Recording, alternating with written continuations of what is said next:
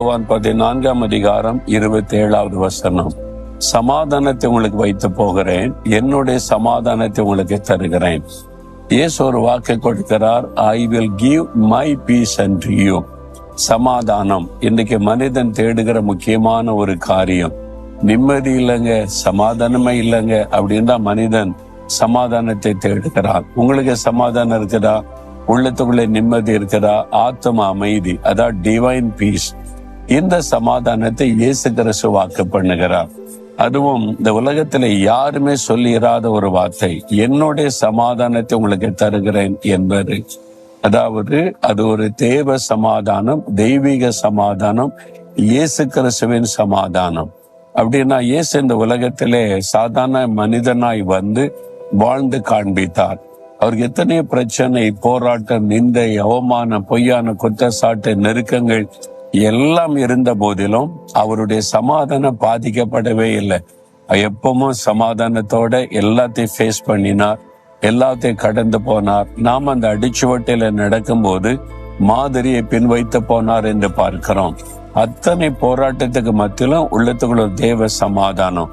அந்த சமாதானத்தை உங்களுக்கு தருகிறேன்னு ஆண்டவர் வாக்கு பண்ணி இருக்கிறார். இதை பெற்று இருக்கிறீங்களா? இந்த சமாதானத்தை நீங்க பெற்றுக்கொண்டா உங்க வாழ்க்கையில என்ன நடந்தாலும் உங்களுடைய சமாதானம் பாதிக்கப்படாது, உள்ளம் பாதிக்கப்படாது, எப்பவுமே சந்தோஷமா நிம்மதியா இருப்பீங்க. இதை நமக்கு தருவதற்கு தான் இயேசு சிலுவையிலே தன்னை பலியாய் கொடுத்தார். கொலோசியர் 1:20 சொல்லுகிறது, இயேசு சிலுவையில சிந்தின ரத்தத்தின் மூலம் நமக்கு சமாதானத்தை உண்டு பண்ணினார். சமாதான பிரபுவாக இயேசு உள்ளத்துல வந்துட்டா இந்த தேவ சமாதானம் நமக்குள்ள இருப்பதை உணர்ந்து கொள்ள முடியும். அவருக்கு இடம் கொடுத்திருக்கிறீங்களா? உள்ளத்துக்குள்ள இயேசு இருக்கிறாரா? சமாதான பிரபு இருக்கிறாரா?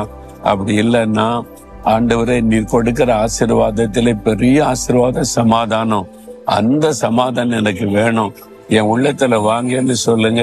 இயேசு உள்ளத்துல வருவார். தேவ சமாதானம் உள்ளத்தை ஆட்கொள்ளும்.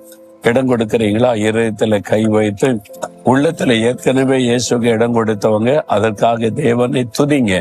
இந்த சமாதானத்திற்காக ஸ்தோத்திரம் என்று சொல்லி கை வைத்து ஜெபிங்க. இயேசுவே, நீர்தான் சமாதான பிரபு, எங்களுக்கு சமாதானம் கொடுக்க சிலுவையில ரத்த சிந்தினீர். உம்முடைய தேவ சமாதானம் எங்கள் உள்ளத்தை நிரப்பட்டும். யார் யார் எனக்கு வேணும், நீர் வேணும்னு ஜெபிக்கிறாங்களோ அவனுடைய உள்ளத்தை நிரப்பும். தேவ சமாதானத்தை நான் நிரப்பும். ஆண்டவரை எப்பொழுதும் ஒரு சமாதான ஆத்ம அமைதி உள்ளத்துல காணப்படட்டும். இன்றைக்கு சமாதான குறைவுகள் எல்லாம் உள்ளத்தை விட்டு விலகட்டும். இயேசுவின் நாமத்தில் ஜெபிக்கிறோம் பிதாவே. ஆமேன், ஆமேன்.